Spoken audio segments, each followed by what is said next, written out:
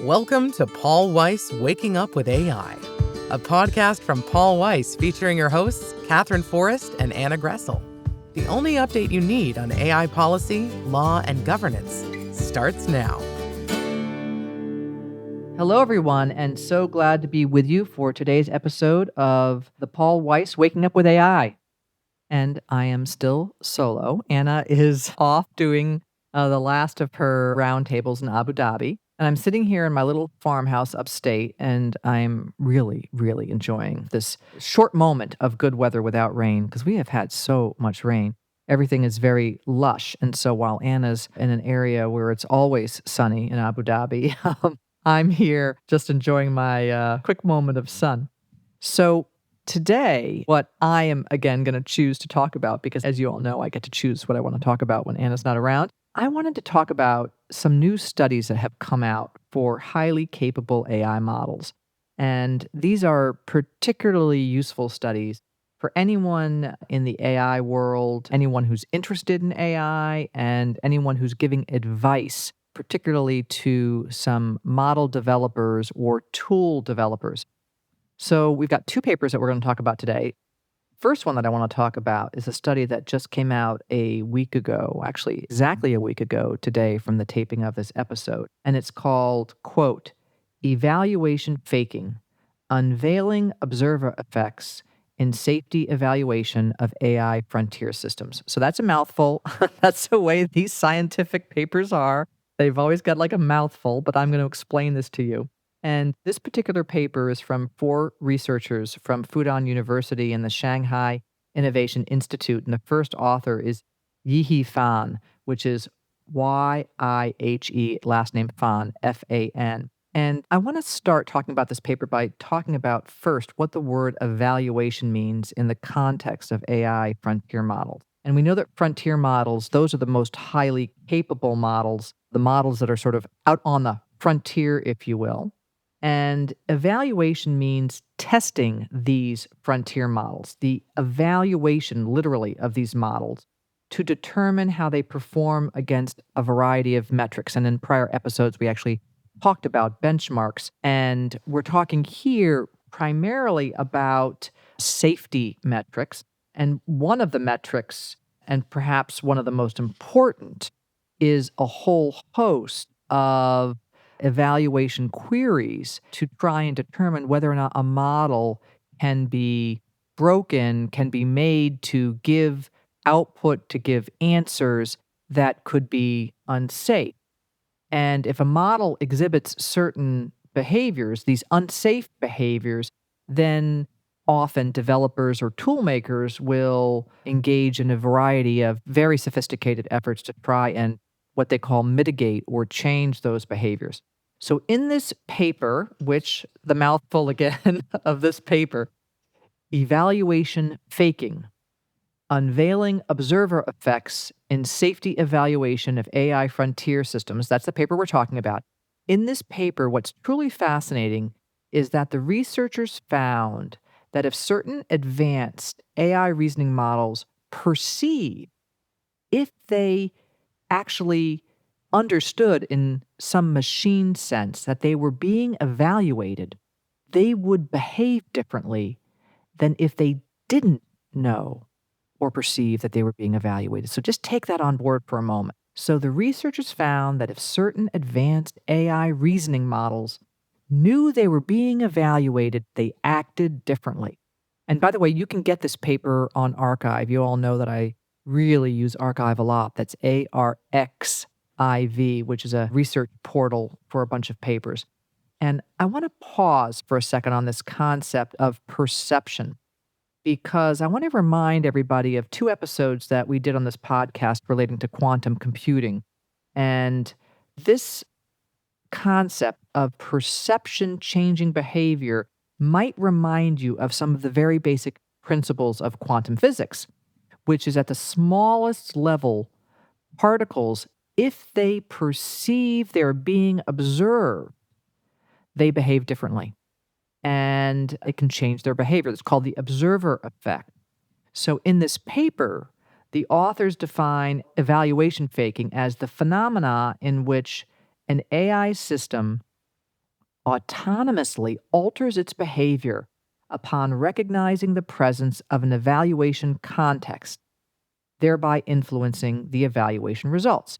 So, again, to break that down, it means that the AI system is autonomously changing its behavior when it recognizes it's being evaluated, that's the evaluation context, and it's influencing the evaluation results, meaning it's changing its behavior. So, in terms of AI reasoning model, the study makes a number of really, really interesting finds. First of all, that size matters. The size of the model matters. As a model gets bigger in AI speak, that means scaling up the model, the alignment faking behaviors begin to emerge. Number two, reasoning models are much more likely than non reasoning models to actually be able to perceive, or I'll use the word understand for the moment, to perceive that they're being evaluated and to actually change their behavior. So there's something about a reasoning model that actually gives some boost to this kind of behavior. And a reasoning model, just as a reminder for folks, is one that, for instance, there's a whole variety of them, but one that we've talked about on this podcast before is architected to use a technique called chain of thought reasoning. That's COT reasoning. And that's where the model will break its analysis down into parts and actually think before it provides an answer. And there are ways in which you can actually watch the model engage in chain of thought reasoning. If any of you are out there, if you are subscribers to the ChatGPT Pro version, the $200 a month subscription version, you'll see that you can actually watch the chain of thought reasoning. And there are other models out there right now, even free models, where you can watch the chain of thought reasoning of the model.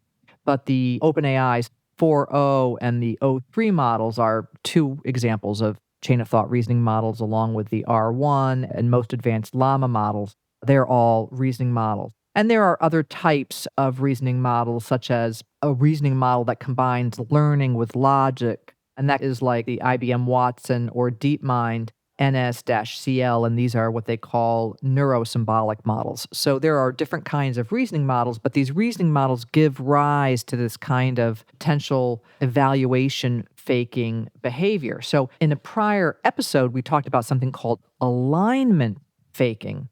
And that was when a model would perceive that it was going to be retrained or changed.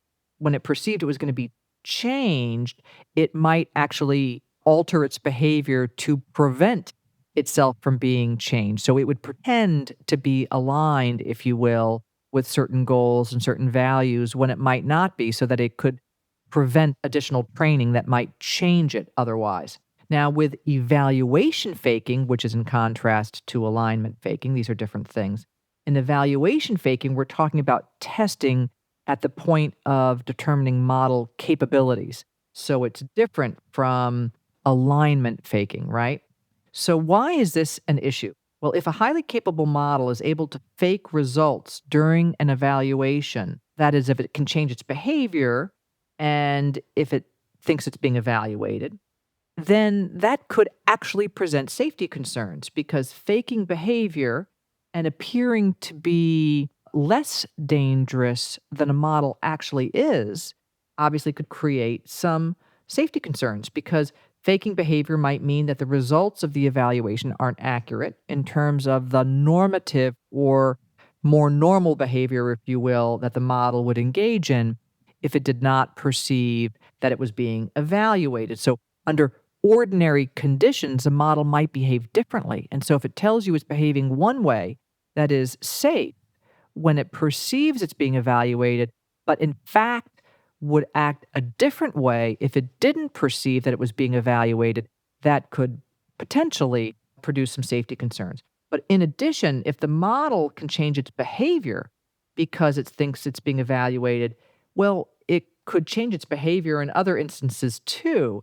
And that is actually its own kind of concern, because it means that the model is able to autonomously engage in really very complicated strategic behavior that is not predicted by the humans and not being even evaluated by the humans because they're in effect hiding it. So, how does the model detect it's being evaluated? How does it get a sense of, hey, I'm being tested? Well, actually, this is one of those things that's not really fully understood. What the researchers in this paper discerned is that if the model perceives certain kinds of environmental signals that it was being evaluated, and what they said was there are certain kinds of query forms that they get used to, that they think, oh, this is what a person who's testing me, this is the way they structure their queries, or this is the kind of language they use with their queries. If they perceive through context that they're being evaluated, that's one way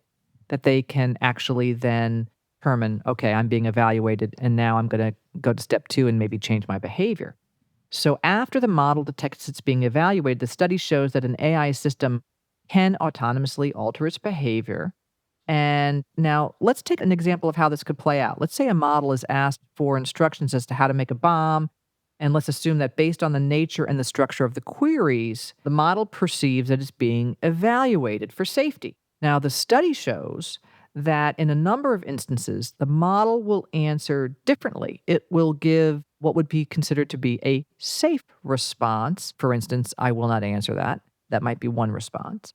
Than if it did not perceive that it was being evaluated. Now, what that also means is that the developers don't know to deploy certain kinds of mitigation measures. So, this is, I find, absolutely fascinating because, again, we've got autonomous behavior that is certainly not trained behavior. And we go back to the time that people thought that LLMs were all about token prediction, and it just shows you how far, far away we are from that. So now let's talk about one other research paper and we can do this pretty quickly, and it's called Groupthink: Multiple Concurrent Reasoning Agents Collaborating at Token Level Granularity. You got to love these titles. Groupthink: Multiple concurrent reasoning agents collaborating at token level granularity. Just think of it as the groupthink paper, okay? It's got 7 authors. They're all from MediaTek, which is MEDIATEK research. And the first author is Chanhan Su, which is ChanJanHSU. And the paper is dated May 16th, 2025, and is also, of course, available on arXiv. So this paper, which has got this mouthful of a title, reduces down really to a set of proposals based upon model capability. And first, it's based on the fact that we know that reasoning models today can actually work with other reasoning models in sort of a serial way, sort of one after the other, to come up with the best possible answer for a question. And what this paper proposes is that the serial aspect of these agents within the model working together be eliminated, that the taking turns sort of go away, and that the model actually work collaboratively in a way that is called groupthink to come up with the best answer in the shortest amount of time by sharing information as the agents within the model go along. And that's that token level collaboration. So the authors suggest that if the agents inside an LLM are able to have insight into the progress of other agents, they can work together in a really dynamic and a really collaborative way, and that they can even do this down to the token level. So you've got one agent that's working on an issue, and it perceives that another agent has access to tokens that's better positioned to actually take that issue to the next step, and they can actually collaborate together and, almost like working on a Google document, put together an answer that is taking the best of what they've both got.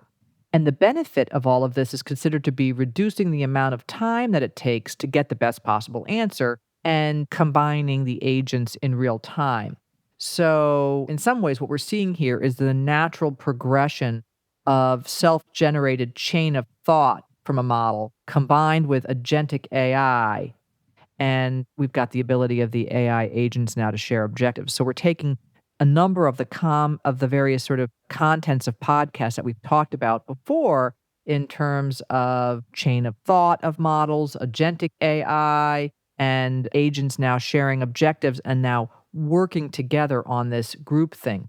So the paper posits that a single LLM could be architected to produce really multiple parallel reasoning trajectories where these agents could communicate with each other in real time, calling it groupthink.